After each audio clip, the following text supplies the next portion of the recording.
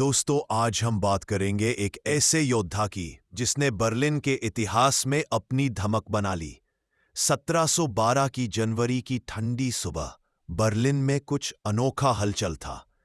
हवाओं में ठंड और उजली रोशनी के बीच छोटे फ्रेडरिक का जन्म हुआ। उसकी आंखों में जिज्ञासा की चमक और साहस की आग दोनों थी।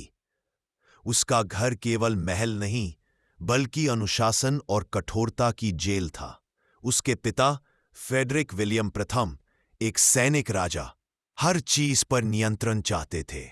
उनके लिए संगीत, कविता और किताबें व्यर्थ थीं। लेकिन छोटे फ्रेडरिक का मन था अलग। वह बांसुरी बजाता, कविताएं पढ़ता और इतिहास के नायकों की कहानियों में खो जाता।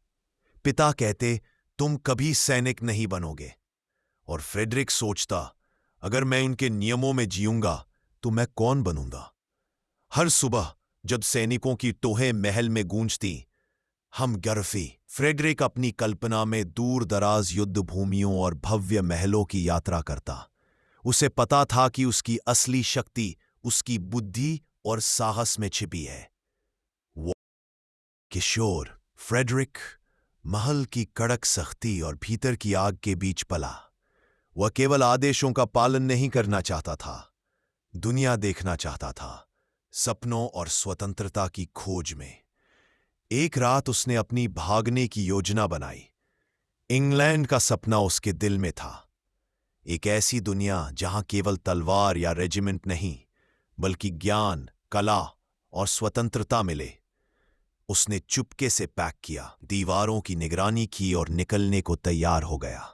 लेकिन नियति ने चाल चली। उसकी योजना पकड़ी गई। उसे जेल में बंद कर दिया गया।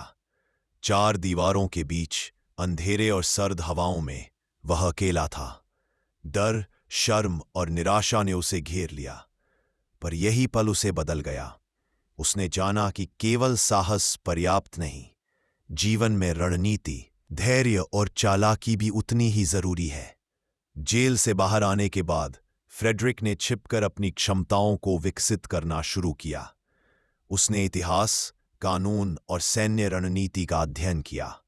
साथ ही संगीत और साहित्य का 1740 में पिता की मृत्यु के बाद फ्रेडरिक सिंहासन पर बैठा। अब वह केवल बेटा नहीं, बल्कि राज्य का खिलाड़ी और युद्ध का मास्टर बन चुका था। ऑस्ट्रिया, रूस और फ्रांस जैसे शक्तिशाली पड़ोसी उसे घेर रहे थे। प्रशा छोटा था, संसाधन सीमित। लेकिन फ्रेडरिक ने पहला बड़ा कदम सोचा, साइलेसिया पर कब्जा। रात के अंधेरे में उसकी सेना ने कदम रखा। अगले दिन की सुबह दुश्मन के चेहरों पर डर और विस्मय की चमक थी।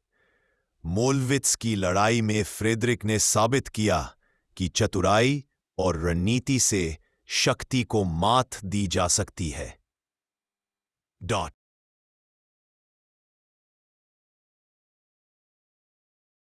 फ्रेडरिक ने केवल तलवार से ही नहीं, दिमाग से भी युद्ध किया। उसने अपनी सेना को छोटे, तेज और अप्रत्याशित हमलों के लिए प्रशिक्षित किया। उसकी रणनीति इतनी असाधारण थी कि दुश्मन हमेशा उसकी चाल को समझने में विफल रहते। सफलता के बाद फ्रेडरिक ने वोल्टेयर से पत्राचार शुरू किया। युद्ध और राजनीति के बीच वह दर्शन, कला और कविता की दुनिया में भी खो जाता। यह मित्रता उसे केवल राजा नहीं, बल्कि विचारक और सांस्कृतिक संरक्षक भी बना। साल था 1756। यूरोप मानो बारूद की ढेरी पर बैठा था। हर साम्राज्य एक दूसरे को गिराने की साजिश में था, और इस आग में पहला चिंगारी बनने जा रहा था। प्रशा का राजा फ्रेडरिक। सत्ता के खेल की शुरुआत ऑस्ट्रिया की महारानी मारिया तेरेसा, रूस की महारानी एलिजाबेथ और फ्रांस का राजा, तीनों ने मिलकर एक गुप्त संधि की थी। उनका लक्ष्य था, फ्रेडरिक को मिटा दो ताकि प्रशा फिर कभी सिर न उठा सके। लेकिन फ्रेडरिक वो राजा था जो कभी इंतजार नहीं करता था। वो पहले वार करता था। एक रात अपनी युद्ध सभा में उसने शांत आवाज में कहा, अगर पूरी दुनिया मेरे खिलाफ है तो मैं ही पूरी दुनिया के खिलाफ जाऊंगा। उसके शब्द हवा में गूंजे जैसे किसी तलवार ने आसमान को चीर दिया हो। फ्रेडरिक ने सैक्सनी पर अचानक हमला कर दिया। उसकी सेना बिजली की रफ्तार से बढ़ी। दुश्मनों को समझने का मौका भी नहीं मिला। सिर्फ 2 हफ्तों में सैक्सनी गिर गया। दुनिया दंग रह गई। एक छोटे राज्य ने 3 साम्राज्यों को चुनौती दी थी।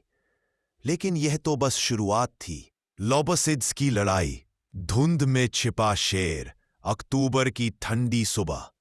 लोबसिड्स के मैदान पर चारों तरफ घना कोहरा था।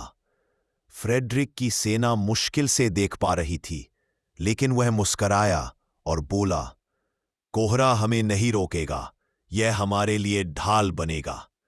तोपें दहाड़ी, घोड़े दौड़े और फ्रेडरिक ने युद्ध को कला में बदल दिया। उसने अपने सैनिकों को इस तरह घुमाया कि दुश्मन खुद को अपने ही घेरे में फंसा पाया।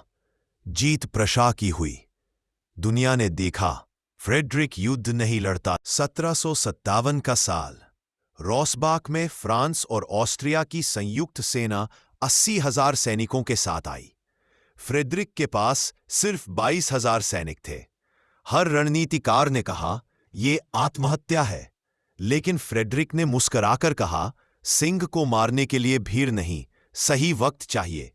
उसने झूठी वापसी का नाटक किया, जैसे उसकी सेना डरकर भाग रही हो। दुश्मन पीछा करते हुए जाल में आ गया। अचानक पीछे से तोपें गरजीं।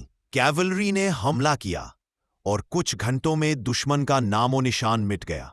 दुनिया दंग रह गई। वह दिन था जब रणनीति ने संख्या को हरा दिया। लीथेन, प्रतिशोध की ज्वाला। रोसबाक की जीत के बाद फ्रेडरिक का अगला निशाना था लीथेन, ऑस्ट्रियाई सेना के खिलाफ।